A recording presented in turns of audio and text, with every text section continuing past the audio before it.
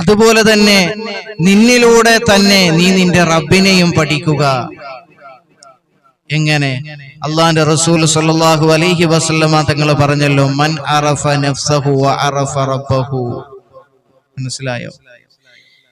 ഏതൊരുവൻ തന്റെ നഫ്സിനെ മനസ്സിലാക്കുന്നവോ അവൻ എന്താണ്? അവന്റെ റബ്ബിനെ മനസ്സിലാക്കും. അതാണ് വിശുദ്ധമായ ഖുർആനിലൂടെ അല്ലാഹു സുബ്ഹാനഹു വ തആല പറഞ്ഞത്, ഇഖ്റഅ ബിസ്മി റബ്ബിക്കല്ലദീ ഖലഖ ഖലഖൽ ഇൻസാന മിൻ അലഖ. രക്തപിണ്ഡത്തിൽ നിന്നും നിന്നെ സൃഷ്ടിച്ച നിന്റെ നാഥനെ നീ ഒന്ന് പഠിക്ക്, നീ മനസ്സിലാക്ക്. നാഥന്റെ നാമത്തിൽ നീ പഠിക്കുക, മനസ്സിലാക്ക്. മനസ്സിലായോ? ഒരു മനുഷ്യൻ അവന്റെ ശരീരത്തിലേക്ക് നോക്കട്ടെ, അള്ളാഹുവിനെ മനസ്സിലാക്കാൻ കഴിയും.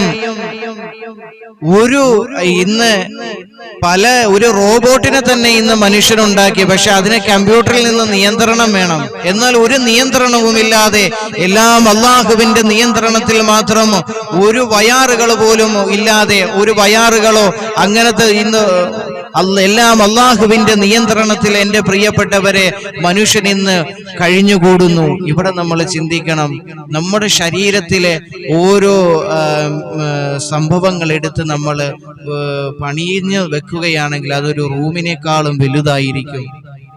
കാരണം അതാണ് അല്ലാഹു റബ്ബുൽ ഇസ്സത്തായ പടച്ച റബ്ബ് ഒരു ചെറിയ തോതിൽ നമ്മുടെ ശരീരങ്ങളിലേക്ക് ഇങ്ങനെ അതെല്ലാം ഫിറ്റ് ചെയ്തപ്പെട്ടിരിക്കുന്ന കിഡ്നി വേണ്ട രീതിയിൽ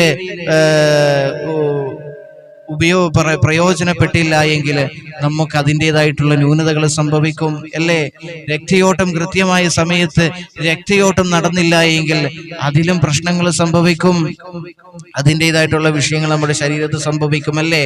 അങ്ങനെ ഒരുപാട് ന്യൂനതകൾ സംഭവിക്കും. എന്നാൽ ഇതെല്ലാം കൃത്യസമയത്ത് എല്ലാ കാര്യങ്ങളും നമ്മുടെ ശരീരങ്ങളിൽ ചെയ്തു തരുന്ന അള്ളാഹുവിന്റെ പരിശുദ്ധി, അള്ളാഹുവിന്റെ ഖുദ്റത്ത്, കഴിവ് എത്രയോ വലുതാണ് നാം മനസ്സിലാക്കണം. അതുകൊണ്ട് ഒക്കെ നമ്മൾ എന്ത് ചെയ്യണം? നമ്മുടെ നഫ്സിനെ കുറിച്ച് നമ്മൾ പഠിക്കണം. അപ്പോൾ നമ്മൾ അള്ളാഹുവിനെ മനസ്സിലാക്കുമെന്ന് മഹാനായ നബി മുഹമ്മദ് മുസ്തഫ സല്ലല്ലാഹു അലൈഹി വസല്ലമ തങ്ങൾ നമ്മെ പഠിപ്പിക്കുകയാണ്.